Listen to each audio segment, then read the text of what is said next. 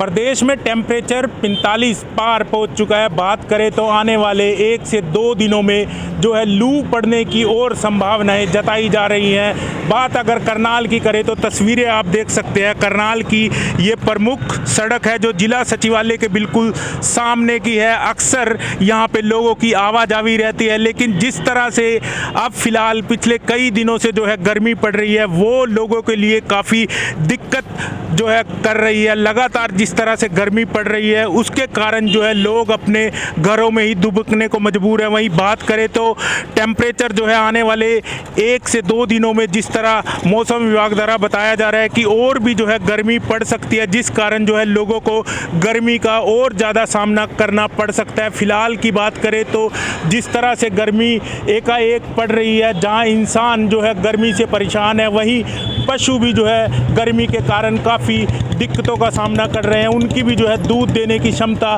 काफ़ी कम हो गई है। बात करें तो 15 से 20% जो है पशुओं की दूध देने की जो है क्षमता कम हुई है। वहीं मौसम विभाग द्वारा साफ तौर पर कहा गया है कि आने वाले 1 से 2 दिनों में जो है टेम्परेचर और बढ़ेगा और लू बढ़ेगी। फिलहाल अब देखने वाली बात होगी कि गर्मी से लोगों को कब तक निजात मिलेगी। करनाल से MH1 न्यूज़ के लिए कमल की रिपोर्ट।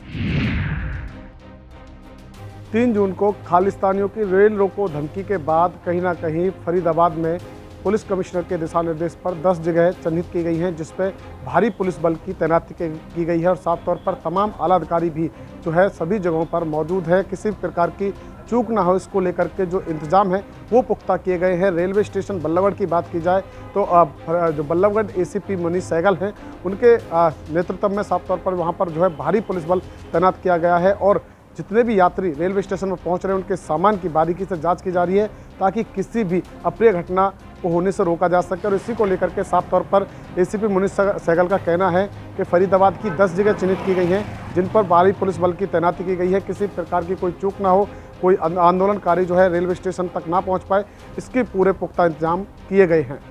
फरीदाबाद से MH1 प्राइम के लिए मुकेश राज।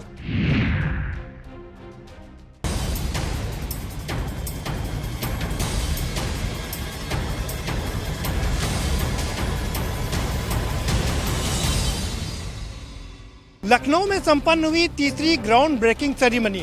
इस अवसर पर देश के प्रधानमंत्री नरेंद्र मोदी ने शिरकत किया, तो वहीं देश के जाने माने उद्योगपतियों ने भी बढ़ चढ़कर हिस्सा लिया। इस मौके पर प्रधानमंत्री नरेंद्र मोदी ने बोलते हुए कहा कि उत्तर प्रदेश में भारतीय जनता पार्टी की सरकार है और योगी आदित्यनाथ ने जमकर बहुत शानदार काम किए हैं। उन्होंने कहा कि आर्थिक क्षेत्र में उत्तर प्रदेश ही मोमेंटम सेट करेगा। इसके साथ ही साथ उन्होंने योगी की तारीफ करते हुए कहा कि योगी आदित्यनाथ ने कानून व्यवस्था पर जबरदस्त काम किया है और यही कारण है कि निवेशकों का भरोसा उत्तर प्रदेश पर वापस आया है। इसके साथ ही साथ उन्होंने ये भी कहा कि योगी आदित्यनाथ ने इंफ्रास्ट्रक्चर के मामले में अभूतपूर्व काम किया है। इस अवसर पर योगी आदित्यनाथ ने सबका धन्यवाद देते हुए कहा कि निवेशकों को उत्तर प्रदेश में किसी भी प्रकार की कोई दिक्कत नहीं होने पाएगी और अगर उन्हें किसी प्रकार की दिक्कत होती है तो उसका तुरंत समाधान किया जाएगा। इसके साथ ही साथ उन्होंने उत्तर प्रदेश के युवाओं को भरोसा दिलाते हुए कहा कि उत्तर प्रदेश में 80,000 से ज्यादा करोड़ का जो निवेश आया है उसकी वजह से उन्हें 5 लाख युवाओं को प्रत्यक्ष रोजगार मिलेगा, तो वहीं करीब 20 लाख युवाओं को अप्रत्यक्ष रूप से रोजगार मिलेगा। ये कोई पहला मौका नहीं था जब कोई ग्राउंड ब्रेकिंग सेरेमनी हुई हो। इससे पहले भी 2 ग्राउंड ब्रेकिंग सेरेमनी हो चुकी है और ये अपने आप में तीसरी और अभूतपूर्व सेरेमनी थी। अब ये कितना यथार्थ रूप में रूपांतरित हो पाएगी ये देखना काफी दिलचस्प होगा। Pradeep Vishwakarma, MH1 news, Lucknow. उत्तर प्रदेश विधान परिषद की 13 सीटों के लिए नामांकन का काम हुआ शुरू। 100 सदस्यों वाली विधान परिषद में करीब 13 सीटें हैं जो कि खाली हो रही हैं, जिसमें कि मुख्यमंत्री योगी आदित्यनाथ की सीट भी है जो कि अब तक विधान परिषद के सदस्य थे और इस चुनाव में वो विधानसभा के सदस्य निर्वाचित हुए हैं, तो ऐसे में उनकी सीट खाली हुई है। इसके अलावा उप मुख्यमंत्री केशव प्रसाद मौर्य का कार्यकाल पूरा हो रहा है। ऐसे में इन 13 सीटों पे चुनाव होना निश्चित है और 20 जून को इसके लिए मतदान किया जाएगा। आपको बता दें कि एक विधान परिषद सदस्य चुनने के लिए 31 सदस्यों के वोटों की जरूरत पड़ती है। तो ऐसे में संख्या बल के हिसाब से भारतीय जनता पार्टी के खाते में 9 सीटें आ रही हैं। वहीं समाजवादी पार्टी जो है वो 4 सीटों में ही उसको संतोष करना पड़ेगा। रही बात जो विधान परिषद का चुनाव है उसको लेके भारतीय जनता पार्टी और समाजवादी पार्टी दोनों ही अपने अपने प्रत्याशियों के चयन के लिए बैठकों का दौर भी शुरू कर चुके हैं। चुनाव के बाद में इस सदन के अंदर एक नई तस्वीर देखने को मिलेगी, जहां पे भारतीय जनता पार्टी एक सबसे प्रचंड बहुमत के साथ में सदन के अंदर मौजूद होगी। वहीं कांग्रेस, जिसके अब तक के सिर्फ एक एमएलसी हुआ करते थे दीपक सिंह, उनका भी कार्यकाल खत्म हो रहा है। ऐसे में कांग्रेस जो है वो शून्य हो जाएगी। बहुजन समाज पार्टी जो है वो 3 सदस्यों से घटकर एक सदस्य पे आ जाएगी और बहुजन समाजवादी पार्टी के चाहे विधानसभा की बात करें या विधान परिषद की बात करें, दोनों में एक सदस्य रह जाएगा। ऐसे में अब जो नई तस्वीर आएगी वो एक भारतीय जनता पार्टी के लिहाज से बहुत महत्वपूर्ण तस्वीर होगी, क्योंकि अब तक के राजनीतिक सफर में भारतीय जनता पार्टी का ये पहला ऐसा मौका होगा जबकि विधानसभा और विधान परिषद दोनों में ही उसके पास प्रचंड बहुमत होगा। और अब ऐसे में सरकार जो भी विधेयक या जो भी कानून लाना चाहेगी उसको बहुत आसानी से पास करा पाएगी। कैमरा पर्सन सलीम के साथ अमित पाठक, MH1 न्यूज, लखनऊ।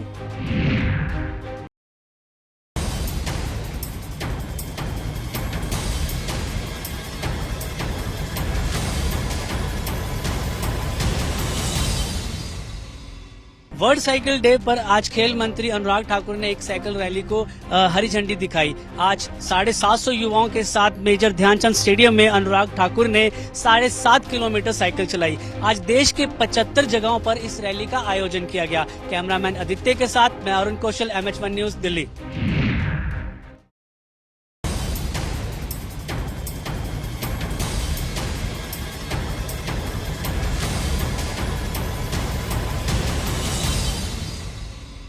हिमाचल प्रदेश नगर निगम चुनावों से पहले जिस तरह से हिमाचल प्रदेश उच्च न्यायालय ने अपना फैसला सुनाया, उसको लेकर कांग्रेस ने निश्चित तौर पे हिमाचल प्रदेश उच्च न्यायालय की पीठ थपथपाते हुए कहा है कि जिस तरह से पुनर्सीमांकन को लेकर याचिका कांग्रेस पार्षद द्वारा दायर की गई थी और उसका जो लंबे समय से फैसले का इंतजार हुआ था वो घड़ियां खत्म हुई और जो है उसका फैसला आ चुका है। उन्होंने साफ तौर पे कहा है कि जिस तरह से भाजपा सरकार चाहती थी कि नगर निगम चुनावों में एक बार फिर से भाजपा की वापसी हो, उसको लेकर जिस तरह से वोटों के साथ छेड़छाड़ की गई थी और वार्डों को जो है वो बढ़ाया गया था, उसको लेकर 2 वार्डों के लिए उन्होंने साफ तौर पे हिमाचल प्रदेश उच्च न्यायालय ने आदेश दिए हैं कि उसमें पुनर्सीमांकन नहीं किया जाएगा। अन्य वार्डों में सरकार का प्रोरोगेटिव है कि वो किस तरह से इसमें कार्य करना चाहती है। और इसी के साथ साथ जिस तरह से हिमाचल प्रदेश में विधानसभा चुनाव नजदीक आ रहे हैं, चुनावी सुबुहाट जो है वो बढ़ती हुई नजर आ रही है, जहां कांग्रेस जो है वो सरकार को घेरने का प्रयत्न कर रही है, वहीं साथ ही साथ आम आदमी पार्टी भी पीछे रहना नहीं चाहती है।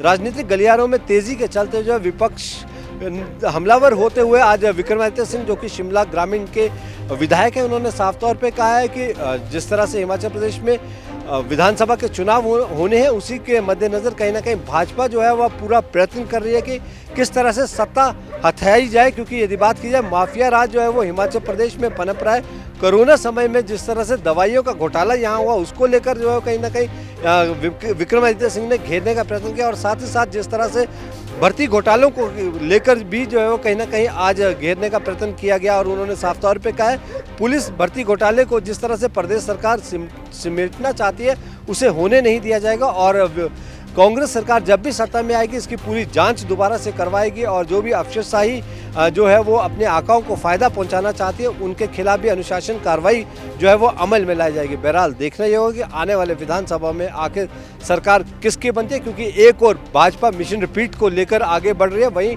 कांग्रेस का भी साफ तौर पे कहना है कि जो पुराना राजनीतिक इतिहास है उसे बदलने नहीं दिया जाएगा। कांग्रेस के बाद भाजपा और भाजपा के बाद कांग्रेस सत्ता में आती है और इस बार जो है वो कांग्रेस की बारी है और कांग्रेस जो है वो पूर्ण बहुमत में सत्ता 2022 में हासिल करेगी। मैं अपने सहयोगी पुष्पेंद्र चौधरी के साथ सुनील परमार, MH1 प्राइम, शिमला।